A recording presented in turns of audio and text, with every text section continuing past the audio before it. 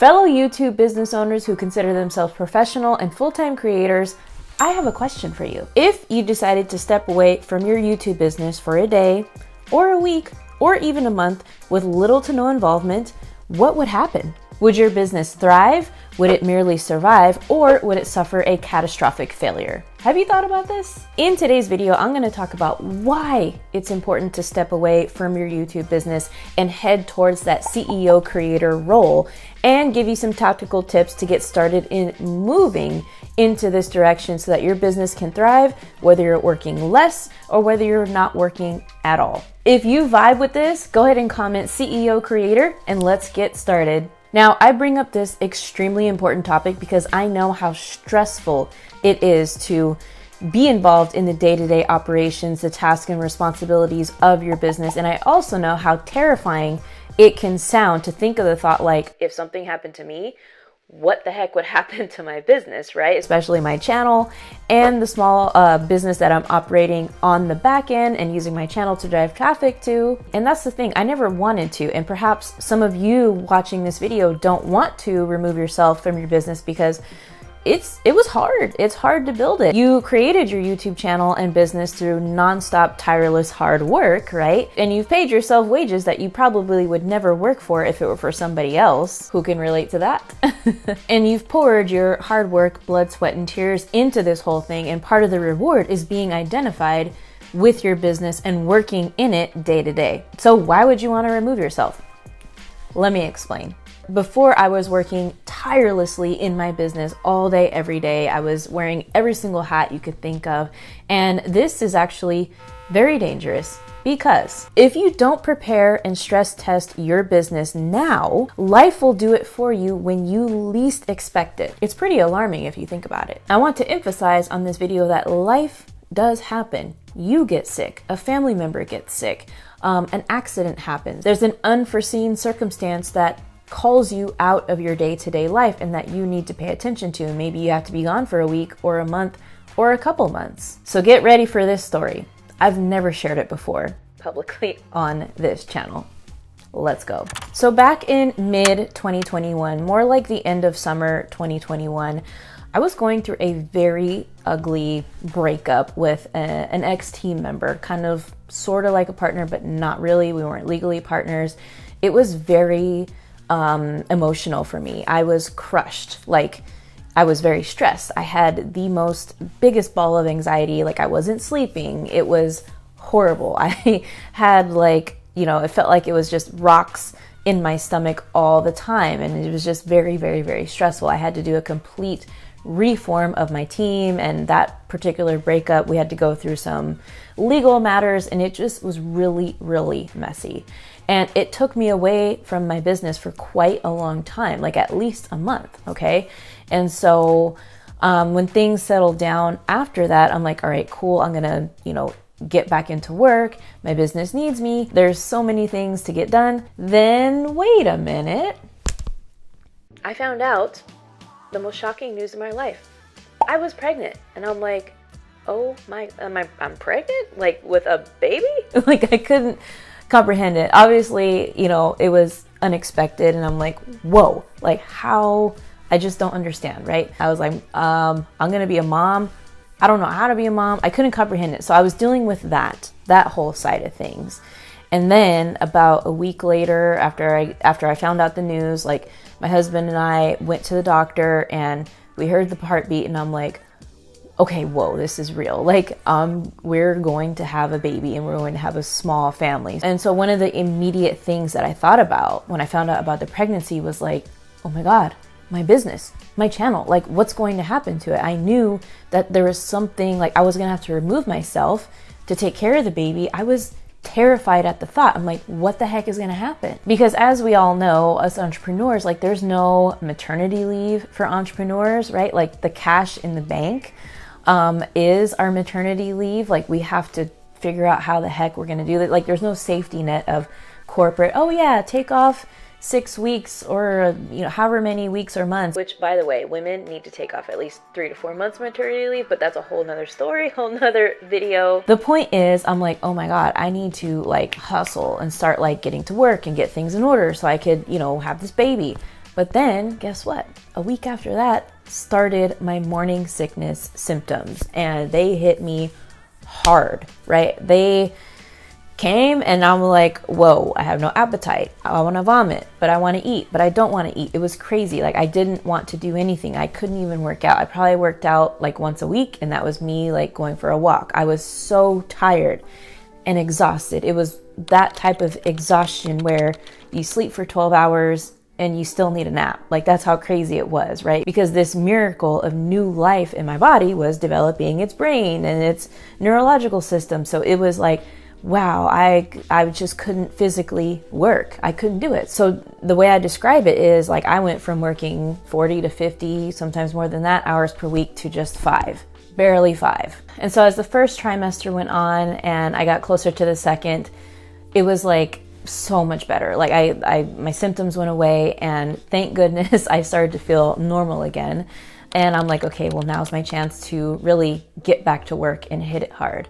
But this time it was with a whole different perspective. I was hustling and grinding, but this time to incorporate scalable structures, systems, sustainability, hire the team support that I needed. I really had no clue how to do this. I was just trying my best, and I didn't know if I was doing it right, because social media loves to glorify, revenue, like make money this and $100 million funnel this and blah, blah, blah. And it's not, no one really cares or emphasizes this part of it, the stuff that we have to learn as our companies grow. And so overall, I think it went pretty well, because the day I went into labor, my team was prepared. I text my operations manager like, hey, it's time.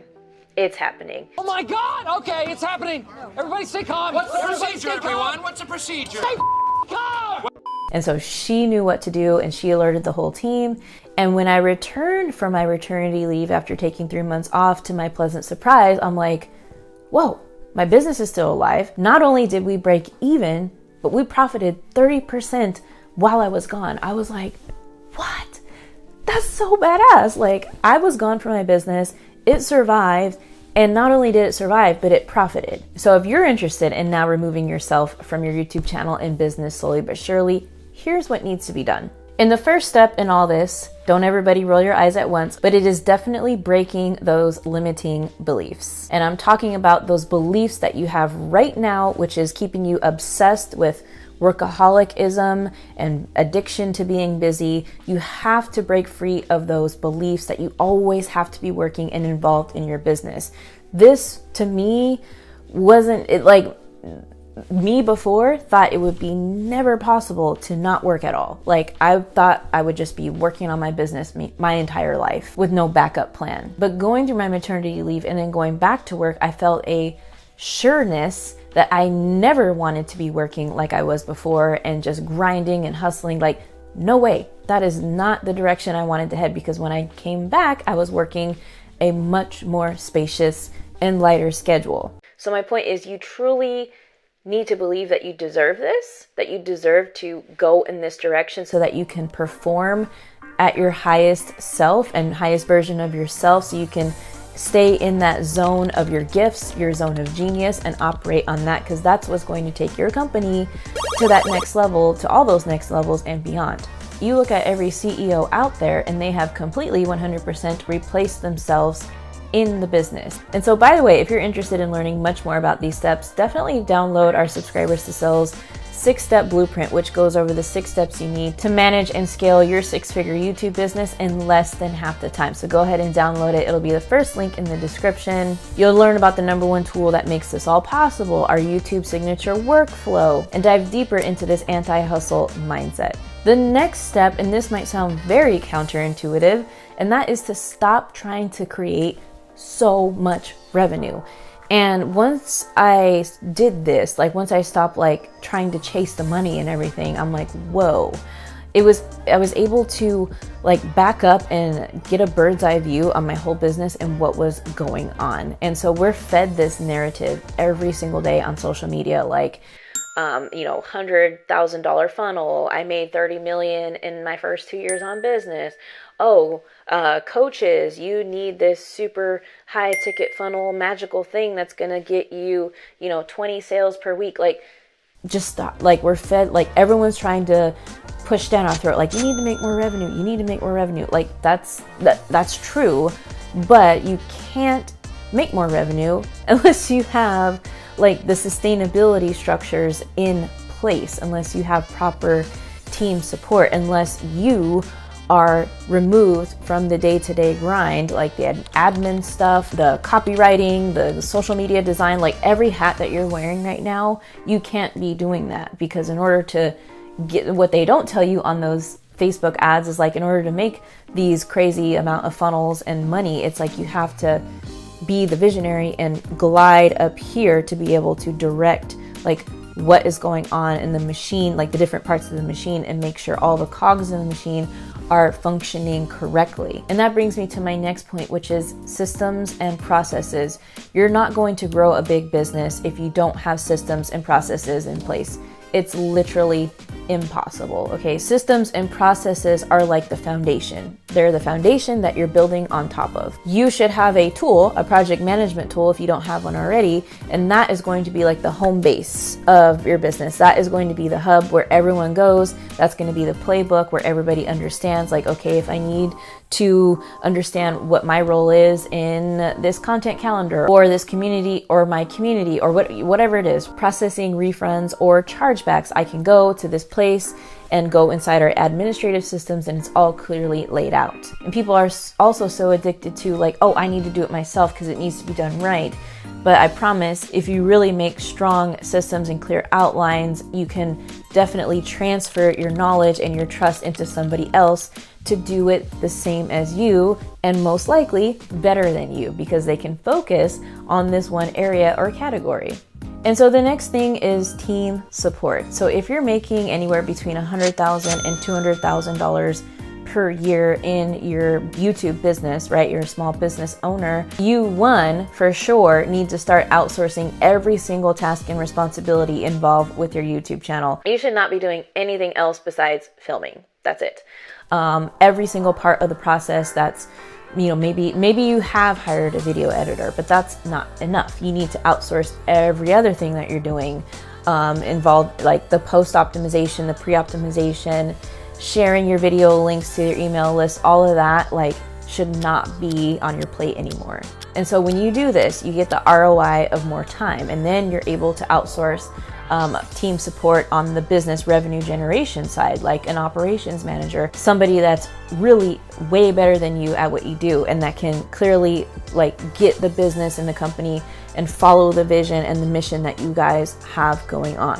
When you put people in place that are better than you, that's where the magic happens, and that's where your business is able to really flourish and grow.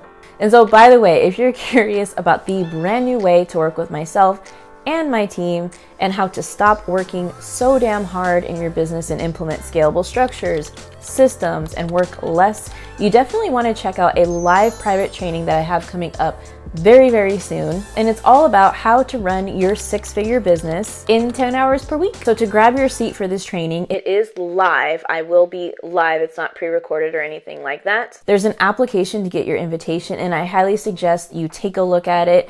Take a look at what the program's about and fill it out if this is the right fit for you. We'll have the link to the application below so you can check it out. The next step in everything is to evaluate automation. So automation can mean it can be outsourced by either a human or a tool. So just take a look at some of the processes you have now, whether that's contract signing, whether that's onboarding, maybe delivering things via email. Could that be put into a sequence? Autoresponders, evergreen funnels. Zapier will change your life because it can integrate different tools that don't natively integrate with each other, and it can talk to one another. So when this action happens, Zapier will trigger this and another tool to do a certain task. And the next thing, as I've already alluded to it, is delegation. So delegation is kind of like a muscle.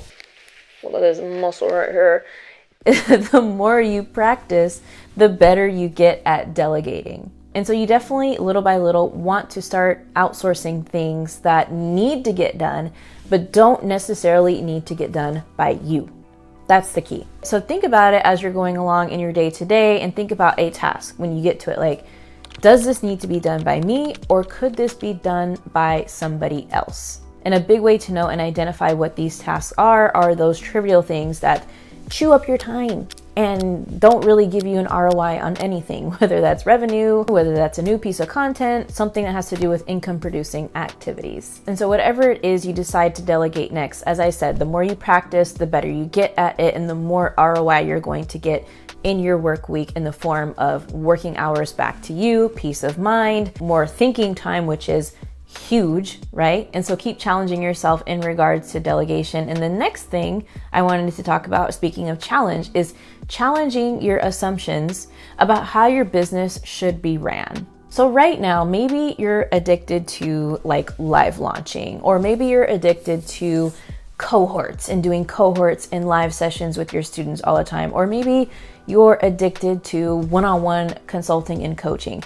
There's nothing wrong with these. However, these take up a lot of time and energy, and a lot of that could be streamlined, downsized to a program that isn't so involved with your time and trading time for money, and instead could be a lot more simplified, where you are able to collect more revenue without having to give more and more. And so I see this a lot, where a lot of entrepreneurs think that they have to overcompensate on things that they're providing because they want to justify the price. And so like, oh, I'll throw in this bonus, and I'll throw in this one-on-one call and this milestone call. And oh, and by the way, we're going to have a guest speaker and we're going to have a live blah, blah, blah, blah, blah. It's like putting in all these things when in the long run, that's not very scalable and you're only shooting yourself in the foot to begin with. And so I would say to you for that, like figure out what your minimum viable everything is, your minimum viable product, minimum viable community, minimum viable whatever. Like that's whatever it works in its simplest way.